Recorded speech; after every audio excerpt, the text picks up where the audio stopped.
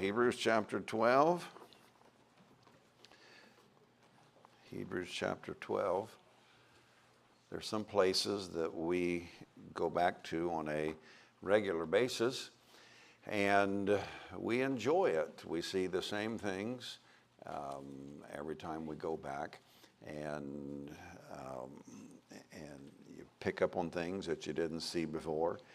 And although there's not much that's changed, we still like going back. Pigeon Forge is one of those places. Some of you have been going to Pigeon Forge for years, and we already know what we're going to see, but we like it anyway. Well, there's some messages that I feel like we need to hear from time to time, messages that you've already heard, truths that you already know, but we need to be reminded of them.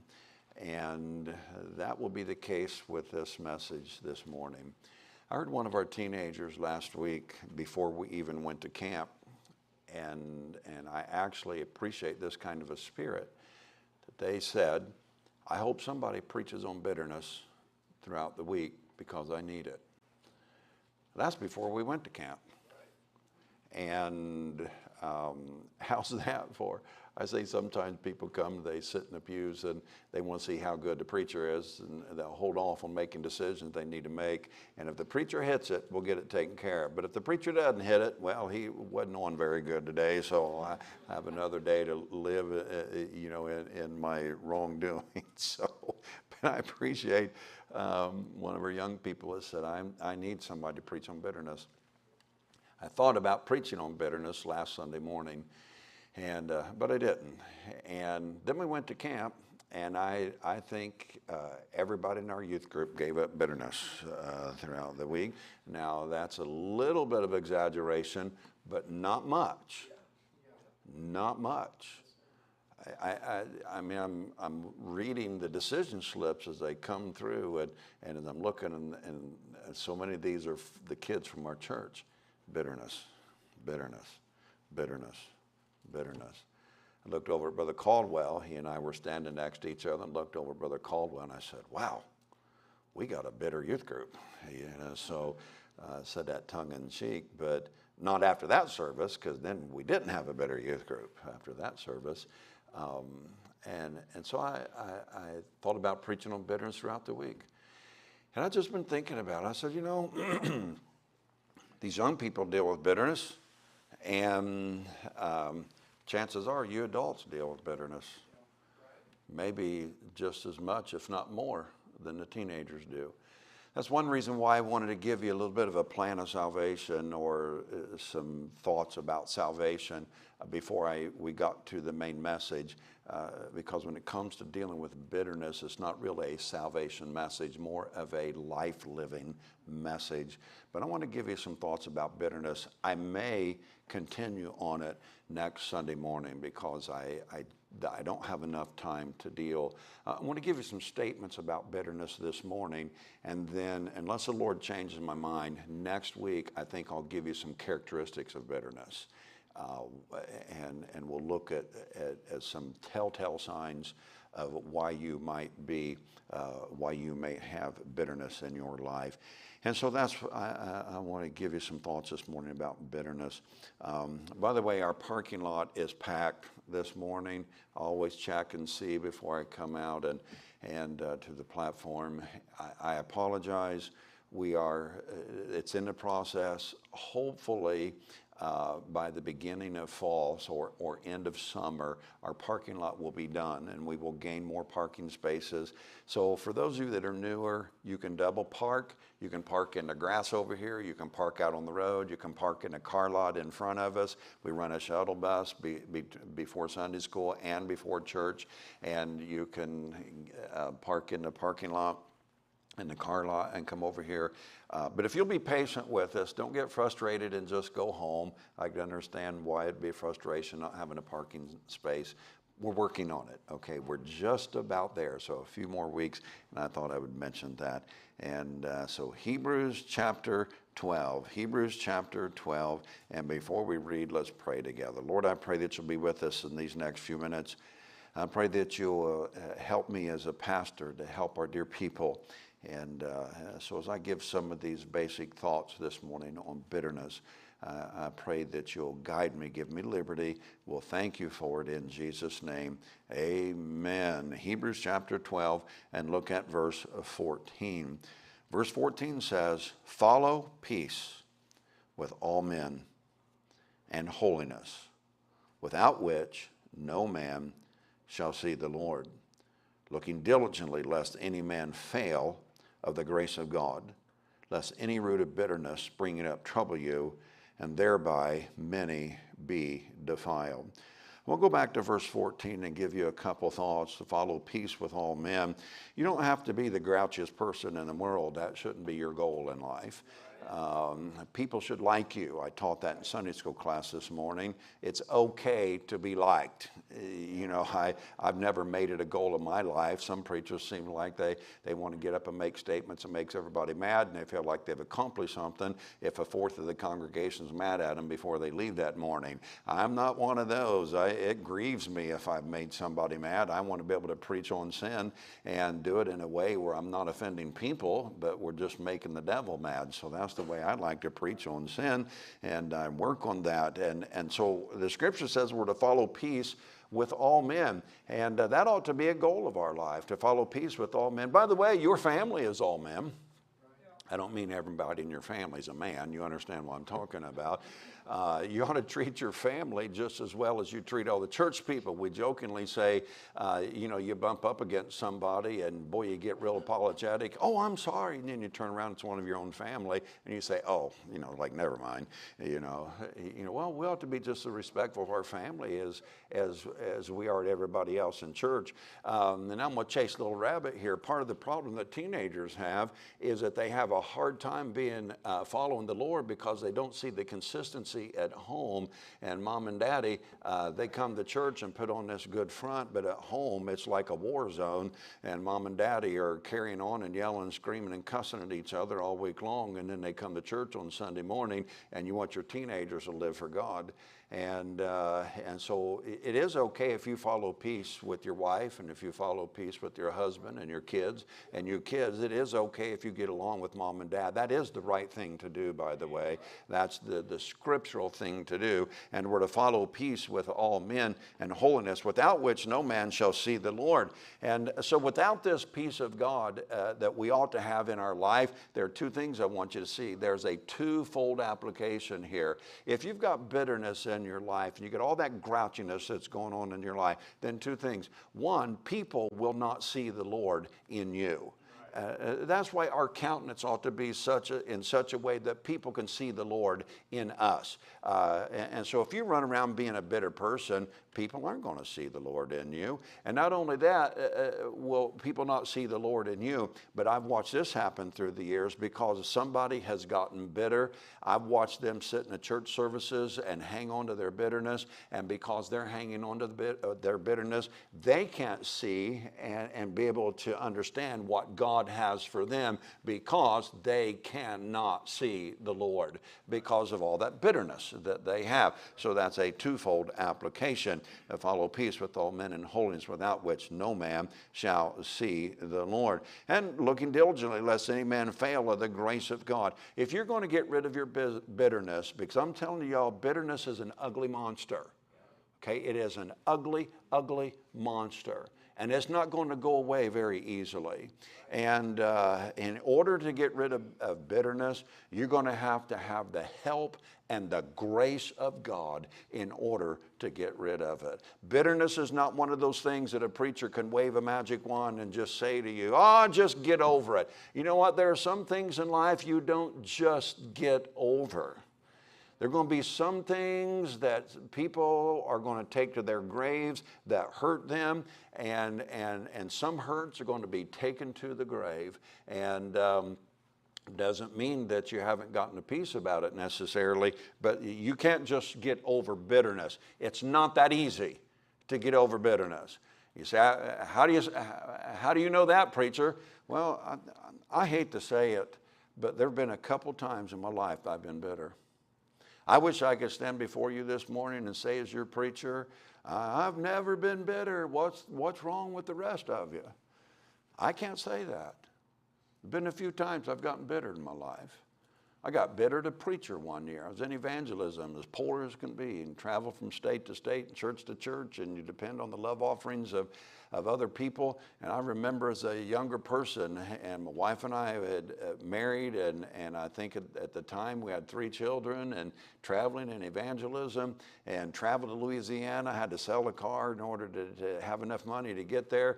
Traveled to Louisiana. My starter broke down in a church parking lot, and didn't have enough money to buy a starter, and got on one of my kids' bicycles and rode it into town because the preacher wasn't there yet at the church. Rode it about 4 or 5 miles back into town at the parts store and asked if you know, they had a starter. They did. They had a starter. How much is it? They told me the cost. I didn't have enough money in my pocket in order to buy the starter, and didn't have the debit cards and stuff back then like we do now, and all the credit cards and everything. I got back on one of my kids' bicycles and rode it back to the trailer, and with tears in my eyes because I'm a broke preacher and didn't have enough money to put a starter on. And so that's when it started, and we got the, no pun intended, I couldn't get my truck started, but bitterness started. And so throughout the week, we preached throughout the week, and at the end of the week, the preacher gave me a $50 love offering. At the end of the week. Took me more money than that to get there. And starter broken. They did put a starter on my truck. One of the men in the church, somebody bought a starter and put it on. I was thankful for that. Father's Day was the next week. And my wife, back then, that's when she would get money from me to buy me a gift for Father's Day, is the way that worked. And she said, "You have a little bit of money so I can get you a Father's Day gift." And I said, "No, I don't have any money. If all the money we have is with that preacher we were with last week. If you want to buy me a Father's Day gift, you go back and ask that preacher. He's got all of our money." And oh boy, started that bug of bitterness. A preacher can get bitter. Other times in my life that I've just let little dumb circumstances get the best of me, and I got bitter. And boy,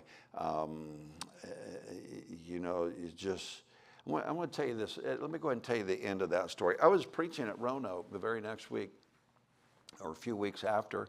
I think it was actually the next week. We were coming from Louisiana to Roanoke. Some of you young adults were probably there then. And so I was with Brother Ricky, and I was getting ready to preach. And Brother Ricky says, "Anybody have a testimony before Brother Gary preaches?" And one of those teenagers stood up and started giving a testimony. And they said something along the lines, I think their family was moving away, and they got bitter over their family moving away. They wanted to stay in the area, wanted to keep going to church at Roanoke. And she stood up and she said, "I just want to let everybody know that I got bitter because my family's leaving. I don't want to leave here." And she gave this testimony about getting right with the Lord. And I mean, I'm sitting on a platform, I'm thinking, here's this teenage girl.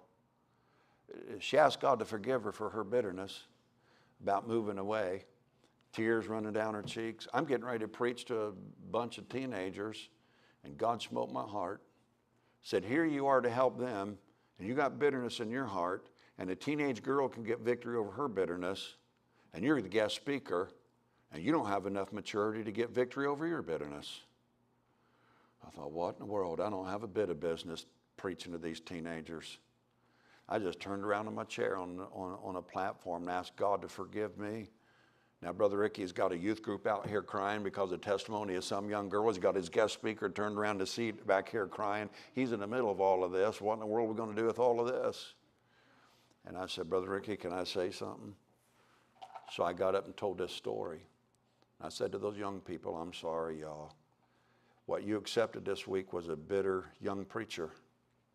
And I want you to forgive me. I just asked God to forgive me. I'm telling y'all, we had ourselves a little meeting after that. You see, it'll help you out if you start getting victory over your bitterness. and God will begin to reveal himself to you, and you'll be able to make some steps of progress in your life. Well, let me give you some thoughts about bitterness. First of all, your bitterness is a definitive statement. As I usually do, I put it in alliteration. What do you mean by definitive? Well, the word definitive, so that you can understand, is the word definitive means clearly defined. It means complete, fully developed. And when I wrote this message, I thought, because I always like to put everything in alliteration, and so sometimes preachers will make up words and hope they can get the right definition for it. And so I thought of definitive, it's definite. Is there a word definite? And definitely bitter. And so come up with the word definitive, and then you look up the definition of it. Yeah, clearly defined, complete, fully developed. Yeah, I've watched people get through the years that have gotten bitter, and there's one thing you always see about a bitter person: it's clearly defined. You can see them. You can see them sit in church. You can see them when you try to talk to them. They won't shake your hand, won't look you in the eye, won't respond to you. I watched people turn around in their pews sideways in the middle of a message and turn around sideways, not even look at the preacher, because they're so bitter. And it's their definitive statement. They want to let people know that I am mad. I'm going to show it on my face. I'm going to show it in my walk. I'm going to show it in the way I sit. I'm going to show it in every part of my life. I want to let everybody know that my bitterness is fully developed. It's mature. It's complete. It's run its full cycle. I'm bitter, and my goal is to let everybody around me know that I am definitely bitter.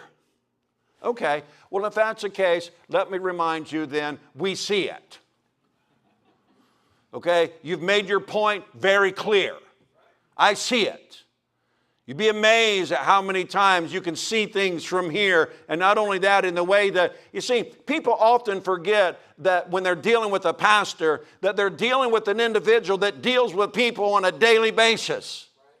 And after a while, you become very experienced in dealing with people on a daily basis. I can safely say, at the age that I'm at right now, and as long as I have been in the ministry, I'm not a novice at it anymore.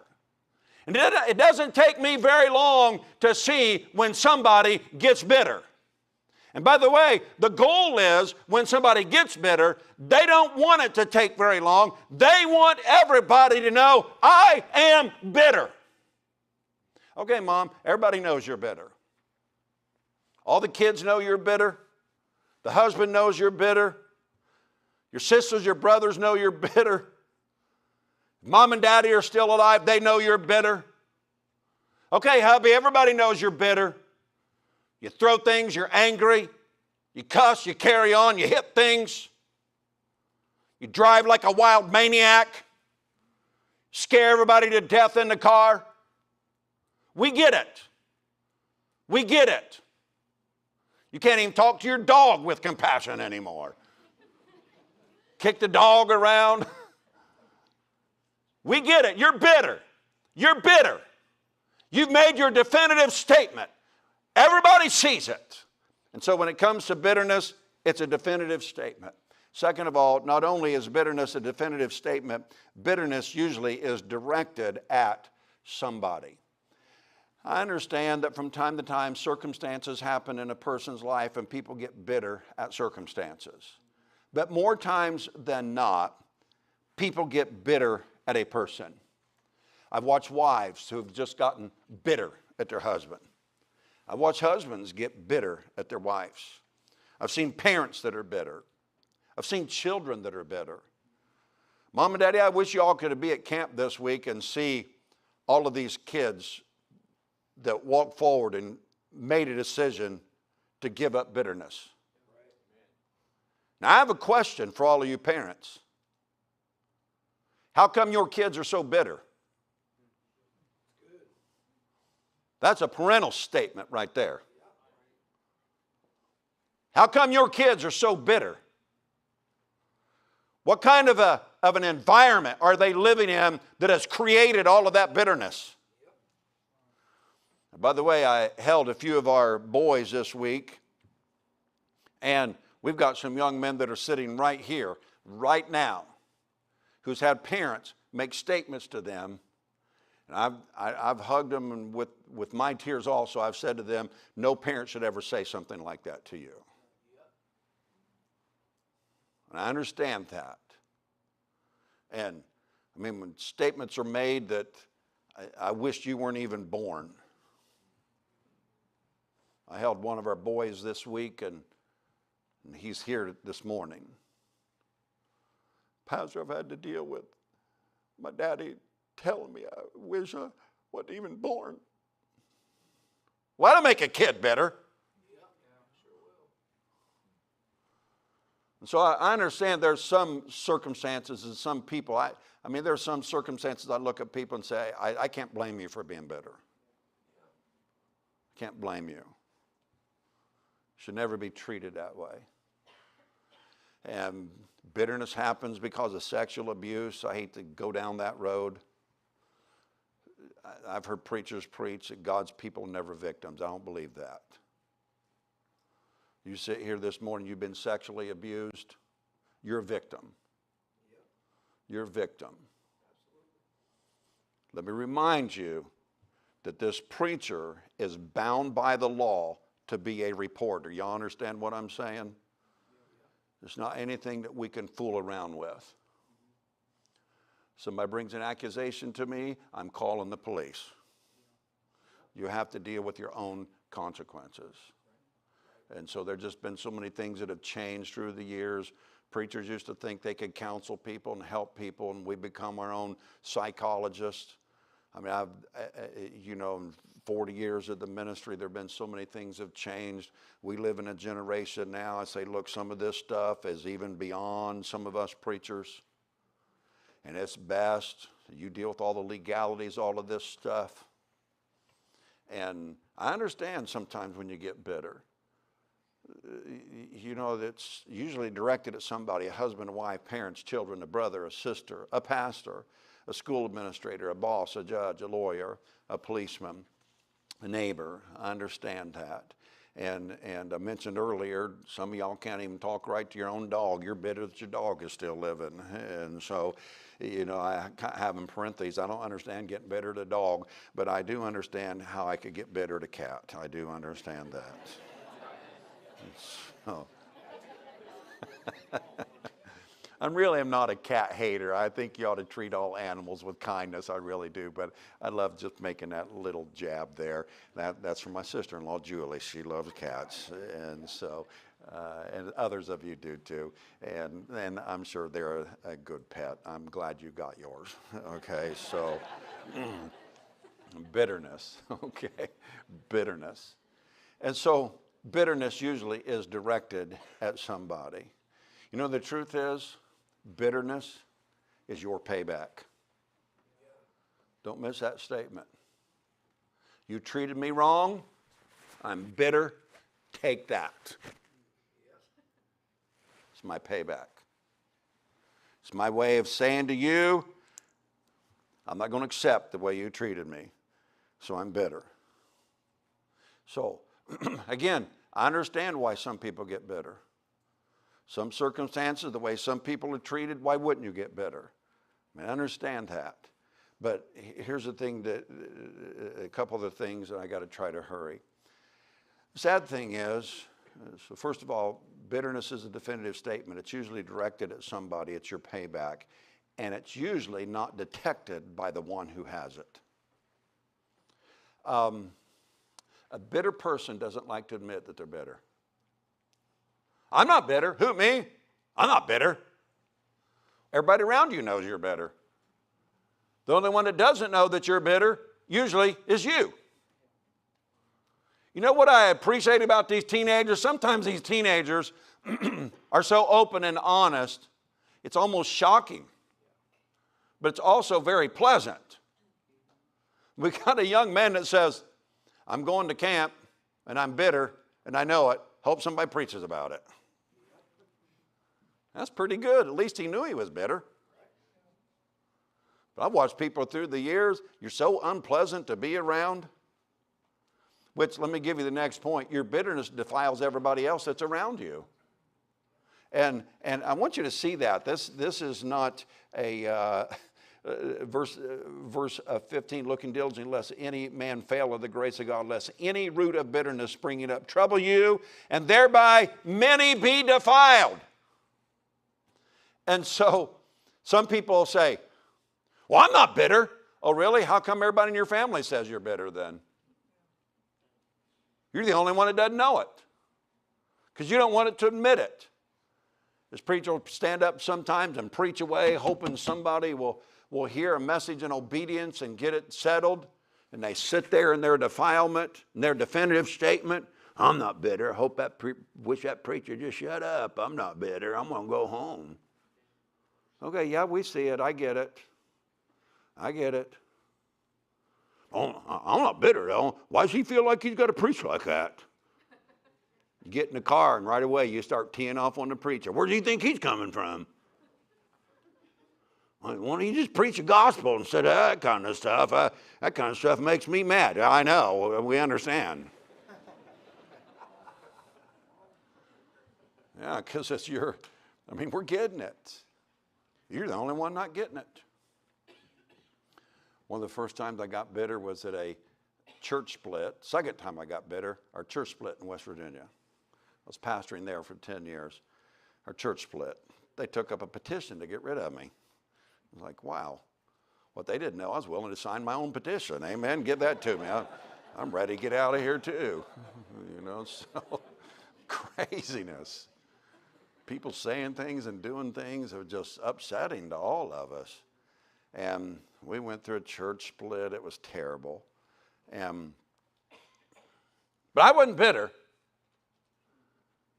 When I would see some of those people that started that other church in town, and they're in the same restaurant, I wasn't bitter, but I wasn't going to go in the same restaurant they were in. A few times we'd drive to the restaurant, we'd see somebody else sitting in there and say, I don't feel like eating here today. Just go somewhere else. I'm not bitter. We had a lady by the name of Pauline Wheeler. I still remember her name. Miss Pauline came and she got saved. I preached out of the book of Revelation. And she got saved on a Sunday morning. She said, the reason why she got saved, she said, if I ever went to church and heard a preacher preach out of the book of Revelation and it made sense to me, I'd get saved. And so that morning I didn't know that until later, preach out of the book of Revelation. It made sense to her, so she got saved. We baptized her and she became a good church member. So one day in Sunday school class, I was talking about something. Miss Pauline raised her hand. I said, Mrs. Wheeler? Yeah, preacher, can I say something? I said, sure. She said, preacher, if you'd quit talking about the church split that happened years ago, those of us who weren't here then, we wouldn't know anything about it unless you said something about it. So if you'd quit talking about it, us new people wouldn't even know about it. I said, oh my word. Between Sunday school and church, I went in my office and I got on my knees and I said, Lord, would you please help me? One of our dear sweet church members has a better spirit and better discernment than her own pastor does. And so once again, I got on my knees and I said, God, would you please forgive me? Oh, but I wasn't bitter. I'm not bitter. Just like you, right? Not me. I'm not bitter. I'm good. Everything's fine. Oh yeah, you need a shirt. I'm fine, it's fine, everything's fine. I have this shirt. That's why I know what it says. I think I got it for Christmas from my wife. Usually it's the wife the husband says to the wife, are you doing okay? I'm fine. As I know she's not fine. But why I got the shirt, I have no idea. Right? Part of the problem sometimes when we're bitter, everybody knows but us. Not me, not me. I'm not bitter. I'm not bitter. Yeah, I hate to tell you, but yes, you are. And it's defiling everybody around you. Nobody wants to be around you. Your home atmosphere is a mess. Sometimes I think husbands create bitterness to the wife. Maybe because he's bitter to boss. Maybe he's bitter to company. Maybe he's bitter, I don't know, bitter because your car broke down. I don't know. You're bitter about so many things, and you bring all of that home, and you defile everybody else in your family because you're so bitter. Watch the wife just defile a whole family dynamic because she's so bitter about everything. Hates life, hates everything about life, hates everybody in life. If you aren't careful, you'll build up a case of bitterness that's so bad, you'll allow yourself to get bitter at God. Just bitter at everything. And so, do we need to lighten it up a little bit? You know the song, Obedience. Obedience is the very best way to show that you believe. We sing that with the kids. I rewrote it. Okay? Yeah, bitterness is the very best way to show that you are peeved. Yeah. Doing exactly as the flesh commands and doing it happily. Anger is the key, showing it regularly. Outburst we receive. Bitterness is the very best way to show that you are peeved. That's some of you. It's the way you're living in bitterness. Let me give you the last statement. Bitterness, it's a definitive statement. It's directed at somebody. It's not always detected by the one that has it. It defiles others. And then the last thing, it's your decision. It's your decision. Some of these teenagers this week said, you know what? I have another little song. I have decided to follow Jesus. I have decided to follow Jesus. I have decided to follow Jesus. No turning back, no turning back. Though no one join me, still I will follow. Though no one join me, still I will follow. And so you know it. So I have decided that I'll be bitter. I have decided that I'll be bitter. I have decided that I'll be bitter. No turning back. No turning back. Though no one join me, still I will wallow. Yep, there you go. You didn't know I was such a good songwriter, did you? Though no one join me, still I will wallow. Though no one join me, still I will wallow. No turning back. No turning back. You know what? I actually had a church member that helped me. I preached this years ago, and I still have. They gave me a little note. They had their little song too.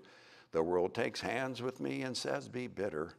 The world takes hands with me and says, be bitter. The world takes hands with me and says, be bitter. We'll walk in sin. We'll walk in sin. That's what it is, y'all. Look, you can't change what everybody else has done to you, but you can sure change how you feel about everybody else that's around you. You don't have to be bitter. You don't have to defile everybody that's around you. I see it. It's your statement. Directed at somebody. It's not always detected by the one that has it. It defiles others, and it's your decision. You know what? We got some young men that have a reason to be bitter. We got young ladies sitting right here that have a reason to be bitter. But think about it, y'all. That person that hurt you somewhere along the way, I beg you, don't let them control your whole life. I'm with you. I'll cry with you. I'll hug you if it's appropriate. I wouldn't hug on the girls, but these guys, you know, You hold some of these big old teenage boys, and one of our teenage boys, he's not here this morning. Last week, he hadn't seen his mom or his dad either for about 2 years. I think he's 15. Do you remember his age, Brother Jordan? 14 years old. He fell in Brother Jordan's arms and sobbed like a little baby at camp this week. He said, I don't even know where my mom is. He lives with an aunt. He calls her auntie. Lives with his auntie. And I was talking to him. Where's your mom? Where's your dad? I don't know. He sobbed like a little boy in Brother Jordan's arms. And he said, Brother Jordan, all I want to do is see my mom. I want my mom. I want to see my mom. Wow.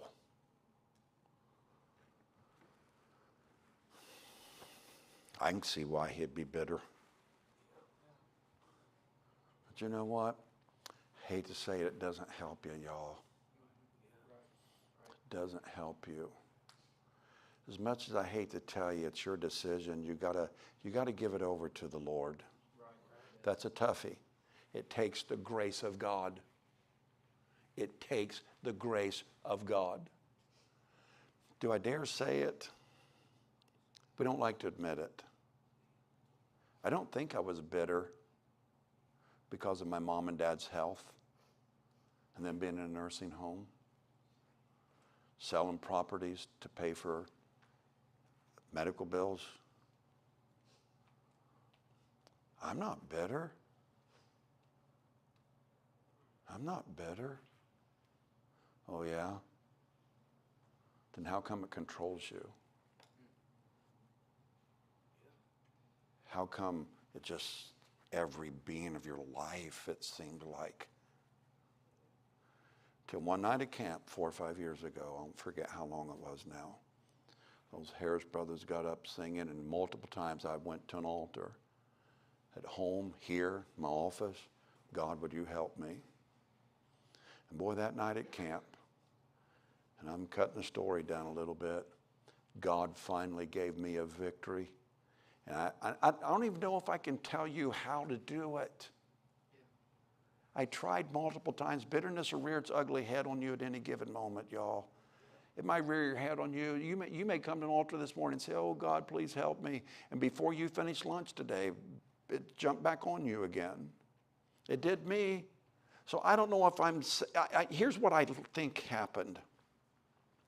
I think maybe somewhere inside of me there's that reservation that just, for whatever dumb reason, it makes it difficult just to cast all your care on him, for he careth for you. The word cast means to throw it. Maybe I wasn't throwing it all on the Lord. Maybe there's a part of me that just said, I can work this all out on my own. But I'd tried enough times that when I got to the point, maybe I finally got to the point where I said, God, I'm tired of running. I'm tired of fighting with it. I got to give this to you. And I got on my knees at that altar that night and threw myself on the Lord and said, Lord, I give up. I give up. Bitterness may get you to the point where you're so weak. And if God gives you enough grace for you to realize it, so that you're not continuing to hurt everybody around you, you ought to thank God for that little bit of thread of grace that he has given to you to say to you, why don't you get rid of it? You've got a problem with bitterness. I'm so glad that at least I could come to the acknowledgement of it so I can get to an old-fashioned altar and say, Lord, I'm giving it to you.